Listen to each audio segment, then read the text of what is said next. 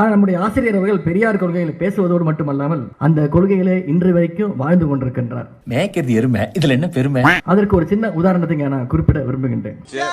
சட்டப்படிப்பு படிச்சார். அப்ப எக்ஸாமுக்கு கொடுக்கின்ற ஹால் டிக்கெட்ஸ் வேணும்னே போய் ராகு காலத்துல போய் வாங்குகின்ற அந்த பழக்கத்தை அவர் கொண்டிருக்கிறார். இந்த காரி மூஞ்ச கதையெல்லாம் ஒரு காவிய கதை மாதிரி இங்க வந்து சொல்லி அங்க டைமை வேஸ்ட் பண்ணுகிற. ஏன் ராகு காலத்துல போய் வாங்குற அப்படின்னு கேட்டதுக்கு ஆசிரியர் சொன்னாரு, மற்றவர்கள் கெட்ட நேரம் நினைக்கிற இந்த நேரத்துல நாம ஹால் டிக்கெட்டை போய் வாங்கணும்னா கூட்டம் இருக்காது, ஈஸியா வாங்கிட்டு வந்துடலாம் அப்படின்னு அவங்களுக்கு எல்லாம் பதில் சொன்னார். மூக்கு புடப்பா இருந்தா சில நேரத்துல இப்படி எல்லாம் யோசிக்க தோணும். கொஞ்சம் பகுத்தறிவாதியா இருக்கிறதுனால இப்படி பல்வேறு நன்மைகள். நீ அப்படி வரியா? அண்ணா அறிவாலயத்தில் நாமினேஷன் ஃபைலிங் அன்னைக்கு 17 ஆரம்பிச்சு 28 வரைக்கும் போகுது. ஆனால் 90% மேல் 95% ஒரே நாள் 24 நல்ல நாள் முகூர்த்த நாள்னு பார்த்து அதுவும் 9:10 1:04 ஃபைலிங் நடக்குது. இதுல உண்மை? ரெண்டும் உண்மைதானே. பெரியார் சமாதியில பிரண்டு படுத்திருப்பாரு. ஆஹா.